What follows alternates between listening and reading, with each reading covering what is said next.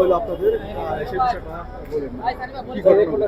আসলে আপনারা গতকাল তো আপনারা দেখেছেন যে রিয়ামণি এবং তার সাতটার দেয়াল পার্টনার ম্যাক্সিবি ড্যান্স পার্টনার তারা বাসায় আমাকে পছন্দারে মারধর করে এবং বাসা থেকে মনে করেন আমি কোন রকম বাসা থেকে এলাকার লোকজন সেখান থেকে আমার সেফটিতে বের করে নিয়ে আসে।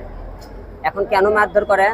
তারা বিভিন্ন জায়গার অবৈধ কাজে লিপ্ত। আমি বাসায় যাই দেখি তাকে রুমে যাই ঢুকে রিয়ামণি এবং ওই ছেলে তার বেডরুমে তাদেরকে পাইছেন। পাওয়ার পরে এরা বিভিন্ন জায়গায় কোন জায়গায় তারা অপকর্ম করেছে না করে কোন জায়গায় সেটা সম্পূর্ণ তাদের ভিডিও রেকর্ড এবং অডিও রেকর্ড আমার কাছে আছে, ওরা কী কী করেছে না করেছে।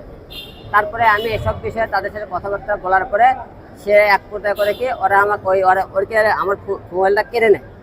আমার মোবাইলটা কেড়ে নিলে করে কি ওরকে নিজের মোবাইলটা লাইভ করে যে এই যে দেখেন হিরো আলম আমাকে আমাকে বাসায় আসছে, সে নাকি আমি ডিভোর্স দিতে আমার বাসায় কেন, তুই বাসা থেকে বের হয়ে যায় এরকম হতে করে মোবাইল বের করলে আমি বাসাতে বের হবো মানে তখন কোথায় মোবাইলটা খাইলে ওই যে ম্যাক্স ভিডিয়ার আসলে করছে কি আমাকে জোর করে ওই খাটের উপর ছাড়তে ধরে গেলে মানে গলাতে টিসে আছে রিয়ামণি মোবাইলে মানে ভিডিও লাইভ করতে দেখেন আমাকে মারতে আসে চেঞ্জ করে লাইভ করতেছে, রিয়ামণি মারার চেষ্টা করে। তারপরে একটা কোন রকম দৌড়ে তখন সিঁড়ির নামে আসে, ওরা সিঁড়ির নামে আসে, নামে আবার নিচে ধরে আমাকে। নিচে ধরার পরে সময় এলাকার লোকজন ওখান থেকে আমাকে সেফটি দেয়। সেফটি দেওয়ার পরে আমি হাতিদের জানায় যাই, হাতিদের জানায় দেয় মামলা করি। মামলা করার পরে পরে রাত্রেবেলা আসামি কয়েকে তুলে নিয়ে আসে। তুলে নিয়ে আসে আসামি যখন বাসা থেকে বের করে এলাকার লোক যখন দেখে অবৈধ কাজ ওরা করছে তখন করছে কি এলাকার লোক ওই আসামিগুলো গণধোলাই ম্যাক্সিমিতে মারতে দেয় বলে দেয় এলাকার লোক অবৈধ মনে করে মিলামেশা গণধোলাই দেয়। গণধোলাই দেওয়ার পরে তখন তারা আমাকে ওখান থেকে চলে আসে। চলে আসার পরে আজকে সকালবেলা আমরা কোর্টে আসি। এখানে তারা মনে করেন ওরা জামিনের জন্য ওরা আবেদন করে, পরে আমার উকিল জামিন না মঞ্জুরের জন্য আবেদন করে।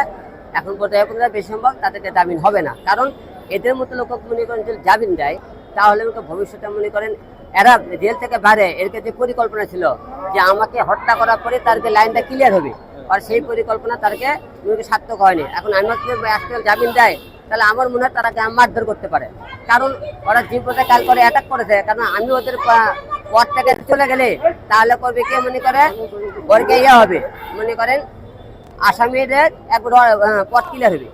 এখন আমি আপনাকে একটা কথা বলতে চাই, এই ধরনের আসামি অবশ্যই আমরা তোমাকে শাস্তি না দিই তাহলে আমাকে বাংলাদেশে স্বামী থাকাকালীন এই সমস্ত অবরহর পরকীয়া বেড়ে দেবে। আজকে পরকীয়া দিলে আমরা মুখ খুলে হাতে না ধরে আজকে আমার করতে কালকে আপনি করবে, কালকে আরেকজন করবে, কারণ এদের তো প্রতিবাদ করতে হবে এবং এদের কঠোর শাস্তি ব্যবস্থা না করা হয় তাহলে আমাকে দিন দিন দেখুন পরকীয়া বেড়ে যাবে।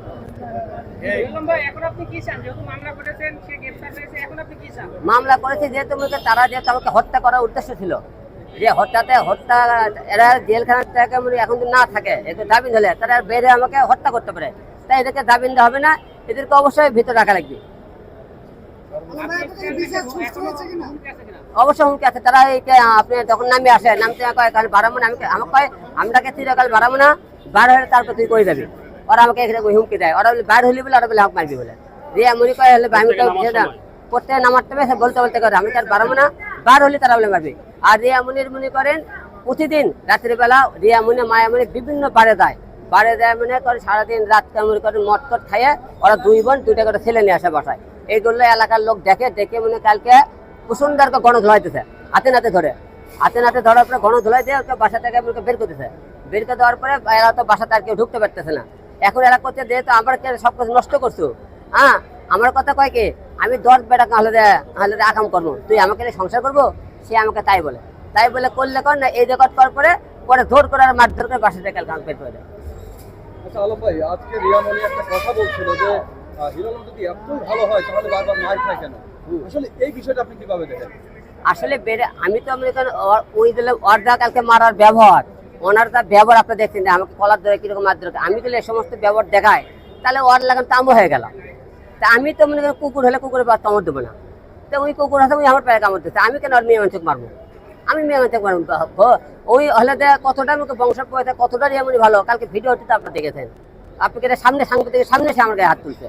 আমরা দেখেছি রিয়ামণি সহ বা রিয়ামণির ভাই আপনার গায়ে হাত তুলেছে। আসলে আজকের এই মামলা মানে আপনি কতটুকু আশাবাদী?